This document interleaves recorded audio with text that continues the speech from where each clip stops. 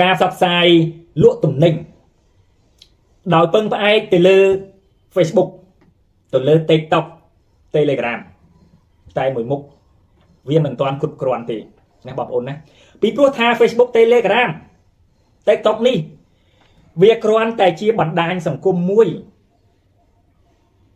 គ្រាន់ជាបណ្ដាញសង្គមដែលអនុញ្ញាតឲ្យយើងផ្សព្វផ្សាយតែប៉ុណ្ណោះវាមិនមែនជា system សម្រាប់គ្រប់គ្រងនៅទិន្នន័យតខ្លួនគ្រប់គ្រងនៅសេវាកម្មរបស់ខ្លួនឡើយ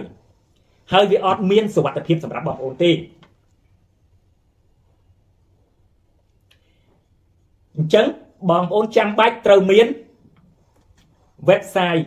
និង system បន្ថែមទៀតបានន័យថាយើងត្រូវមានទាំងអស់បានដឹកបេះបានជោគជ័យខ្ញុំហ៊ានធានា 100% បើសិនជាបងប្អូនមាន Facebook ហើយមាន TikTok ហើយ Telegram YouTube បងប្អូនចេះប្រើទាំងអស់ហើយបងប្អូនចេះប្រើហើយបងប្អូនមាន website តខ្លួននិង system សម្រាប់គ្រប់គ្រងនៅអាជីវកម្មរបស់ខ្លួនទៀតខ្ញុំជឿថាបងប្អូនជោគជ័យ 100% ណាជោគជ័យ 100% អញ្ចឹងបងប្អូនត្រូវតែប្រើទាំងអស់មិនអាចអត់បានទេបងប្អូនមិនអាចអត់ Facebook មិនអាចអត់ TikTok មិនអាចអត់ Telegram YouTube ទេព្រោះកន្លែងហ្នឹងជាទីផ្សារធំតើមែនទេជាទីផ្សារមួយទីផ្សារសេរីដែលបងប្អូនអាចផ្សព្វផ្សាយទំនិញបានដោយស្មើភាពគ្នាមិនប្រកាន់បងប្អូនអាចផ្សព្វផ្សាយបានប៉ុន្តែបងប្អូនត្រូវមាន website និង system សម្រាប់គ្រប់គ្រងនៅទិន្នន័យនៅអាជីវកម្មតខ្លួនទៀតទៅវាល្អប្រសើរព្រោះ Facebook TikTok Telegram វាមិនមែនជា system សម្រាប់គ្រប់គ្រងទេវាគ្រាន់តែជាកន្លែងផ្សព្វផ្សាយទេហើយវាអត់មានសុវត្ថិភាពទេដោយសារតែមានមនុស្សបែកឆ្វេងមានអ្នកខិលខូចច្រើនណា hack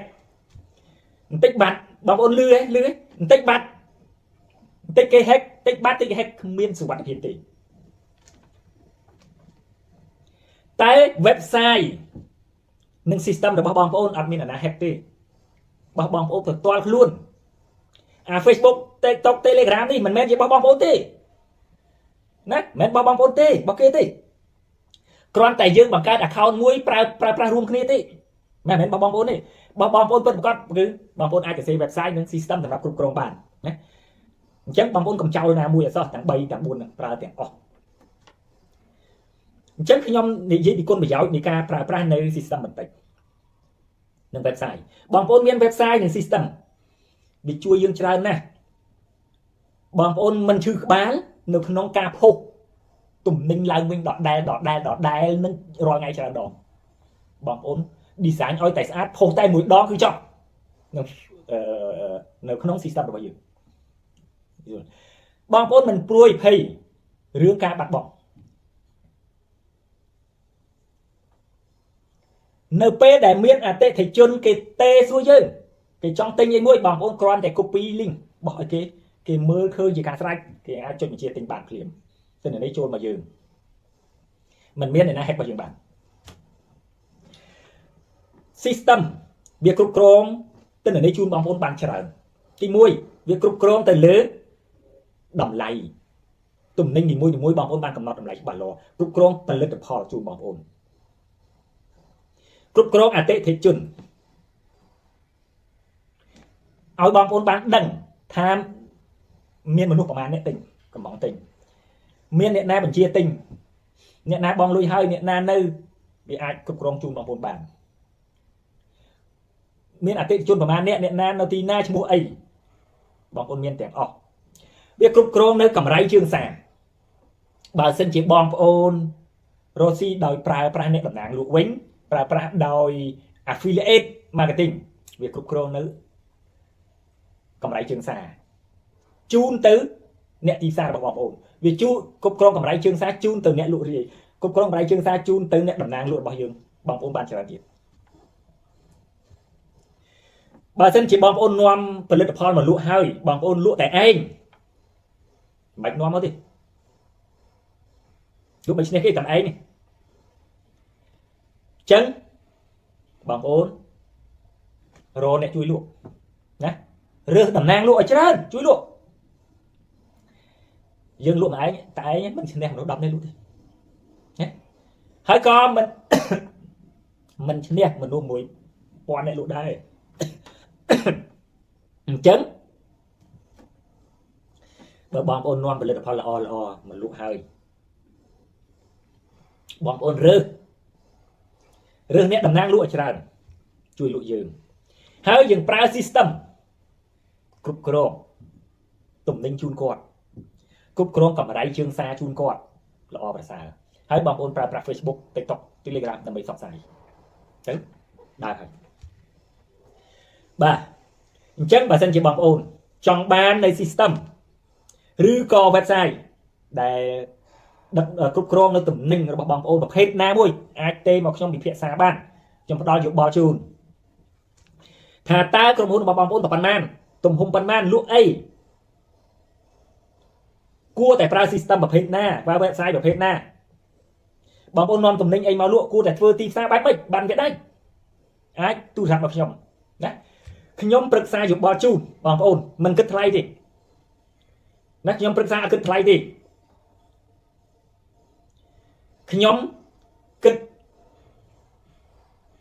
ថ្លៃតែខ្ញុំទៅលើការខ្ញុំទៅសេ website និង system ទីបាទខ្ញុំប្រកាសជូនបងប្អូនចោះក្នុងនាមខ្មែរដូចគ្នាហើយដែលបងប្អូនប្រើប្រាស់នៅសេវាកម្មរបស់ខ្ញុំរឿងអីដែលខ្ញុំត្រូវគិតថ្លៃទៅលើសេវាកម្មប្រឹក្សាយោបល់ជូនទៀតអត់ទេបងប្អូននាំអីមកលក់ក៏ភាសាខ្ញុំបាទអ្នកខ្លះគាត់នាំជីមកថាលោកគ្រូគួរលក់បែបម៉េចតែខ្ញុំប្រាប់ថាលក់ជីយើងលក់នរណាបាទអតិថិជនប្រភេទម៉េចអតិថិជនគោលដៅប្រភេទម៉េចលក់នរណាអ្នកណាខ្លះជាអ្នកប្រើហើយត្រូវធ្វើរបៀបម៉េចប្រើ system ប្រភេទណាអ្នកខ្លះនាំអាហារអំពន់មកអ្នកខ្លះនាំគ្រឿងសម្អាងអ្នកខ្លះនាំគ្រឿងអេឡិចត្រូនិកចាភាសាបានអ្នកខ្លះអត់នាំចូលលក់ទំនិញចឹងហ្នឹងទេលក់សេវាកម្មអ្នកខ្លះបើកសាលារៀនគូប្រើ system ប្រភេទម៉េចធ្វើទីផ្សារបែបណាបាទអាចប្រឹក្សាយោបល់ជាមួយខ្ញុំបានទាំងអស់សម្រាប់អាជីវកម្មទាំងអស់នេះហើយ system ខ្ញុំមានគ្រប់ប្រភេទជូនបងប្អូន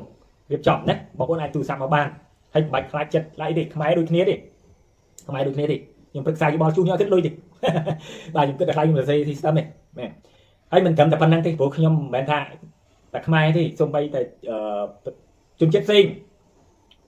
បាទជនជាតិផ្សេងក៏ខ្ញុំរៀបចំ system website ជូនដែរព្រោះកន្លងមកខ្ញុំរៀបចំជូនច្រើនណាខាងថៃក៏មានខាងថៃក៏មានដោយថាមកនិយាយខ្លួននេះមួយថៃផងថៃក៏មានខាងអាមេរិកក៏មានខាងបារាំងក៏ខ្ញុំបានរៀបចំ website និង system ឲ្យច្រើនដែរអាមេរិកមាន3 4ក្រុមហ៊ុនដែរណាខ្ញុំរៀបចំជូនដែរដែលគេនៅអាមេរិកហើយនិងខាងបារាំង